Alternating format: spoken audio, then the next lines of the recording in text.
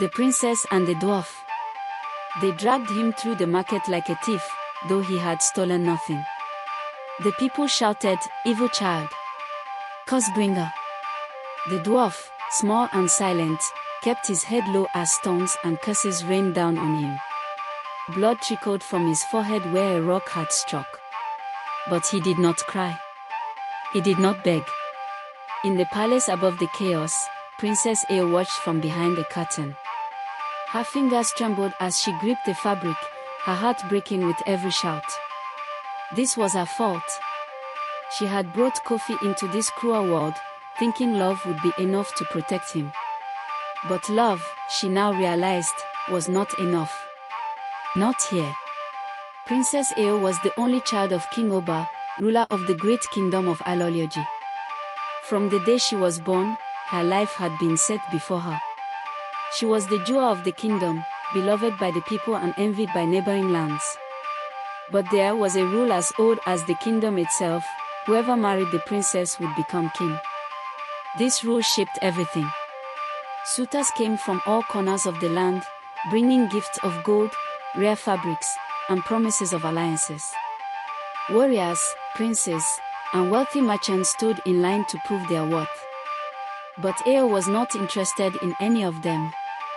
The princess had grown up watching her father rule.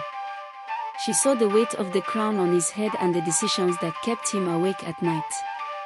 She didn't just want a husband, she wanted someone who would rule with wisdom and kindness.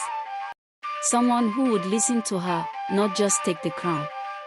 One day, bored with the endless parade of suitors, Ayo disguised herself as a commoner and slipped out of the palace.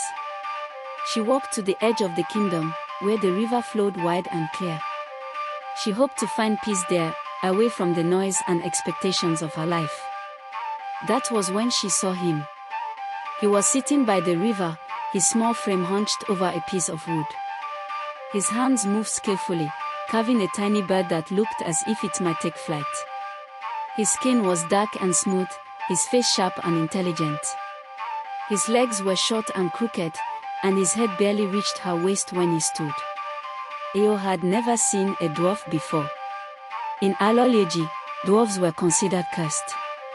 It was said they brought bad luck and misfortune. Mothers prayed not to bear them, and those who were born were often abandoned or sent away. But as Ayo watched the man by the river, she saw none of the evil her people spoke of. She saw only a man, focused and peaceful, creating beauty with his hands. "Who are you?" she asked, stepping closer. The man looked up, startled. "Kofi," he said, his voice deep and calm. "And you?"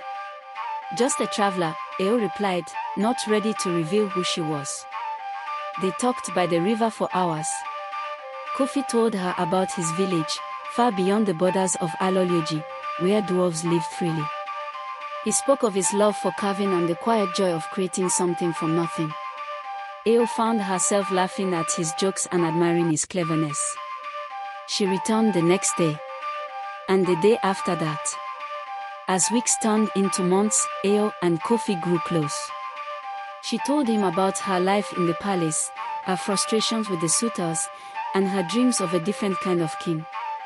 He listened without judgment, offering quiet wisdom that made her see the world in new ways. One day, as they sat by the river, Kofi took her hand. "You know this cannot last," he said softly. "Why not?" Ayo asked, though she already knew the answer. "Your people would never accept me. They think I am cursed." "You are not cursed," Ayo said firmly. "You are the kindest, smartest man I have ever met. I don't care what they think."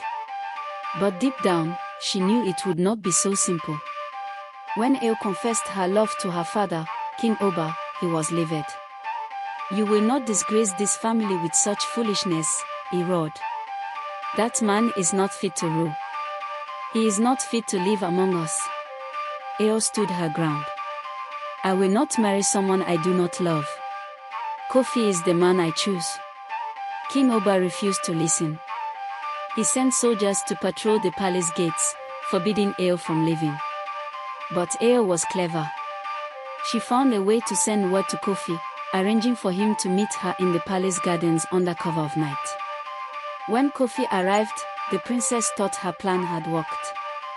But someone had seen him enter the kingdom and spread the word. By morning, the villagers had gathered outside the palace, furious.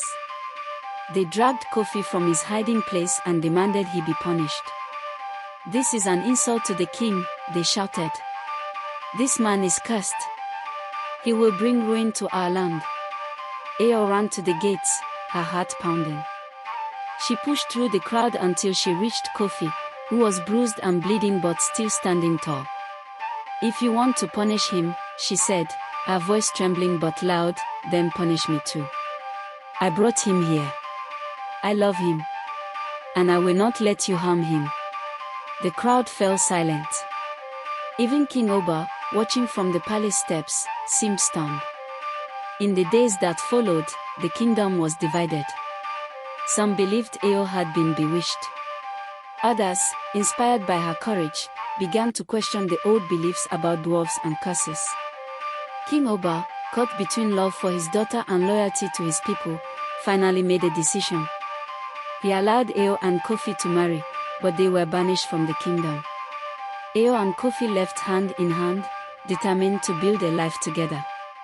They settled in Kofi's village, where they were welcomed with open arms. There, they built a home filled with love and laughter.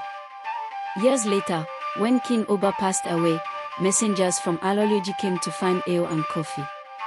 The kingdom, now free from its old fears, begged them to return. Eo and Kofi became the new rulers of Alology. Together, they led with wisdom and kindness, proving that love could overcome even the deepest of fears.